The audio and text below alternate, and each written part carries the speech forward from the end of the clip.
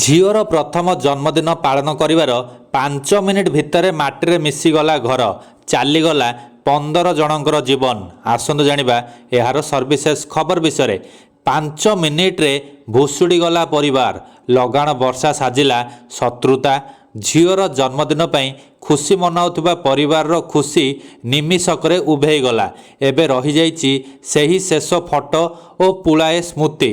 ବୁଧବାର ଗଣେଶ ପୂଜା ଅବସରରେ ବିରାରରେ ଏକ ଆପାର୍ଟମେଣ୍ଟ ଭୁଷୁଡ଼ି ପଡ଼ିବା ଭଳି ଭୟଙ୍କର ଦୁର୍ଘଟଣା ଏପର୍ଯ୍ୟନ୍ତ 15 ଜଣଙ୍କର ଜୀବନ ନେଇସାରିଲାଣି।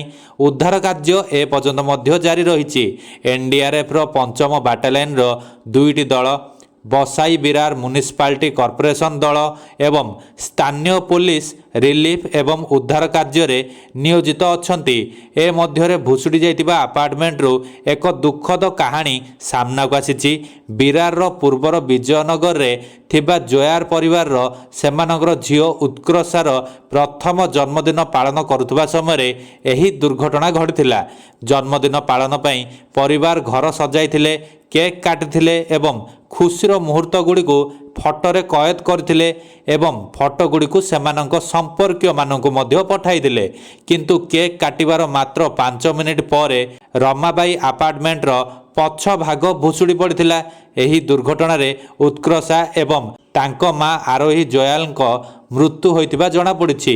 ଏପର୍ଯ୍ୟନ୍ତ ତାଙ୍କ ପିତା ଓମକାର ଜୋୟାଲଙ୍କର କୌଣସି ପତ୍ତା ମିଳିପାରି ନାହିଁ ବୋଲି କୁହାଯାଉଛି।